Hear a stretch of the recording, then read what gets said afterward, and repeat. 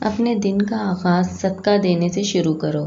اس دن تمہاری کوئی دعا رد نہیں ہوتی، اور اچھی بات بتانا بھی صدقہ ہے۔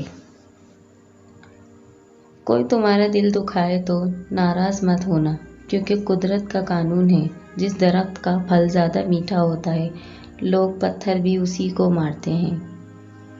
اگر کوئی تم سے بھلائی کی امید رکھے تو اسے مایوس مت کرو، کیونکہ لوگوں کی ضرورت کا تم سے وابستہ ہونا تم پر اللہ کا خاص کرم ہے۔ زندگی کے ہر موڑ پر صلح کرنا سیکھو، کیونکہ جھکتا وہی ہے جس میں جان ہوتی ہے، ورنہ اکڑنا تو مردے کی پہچان ہوتی ہے۔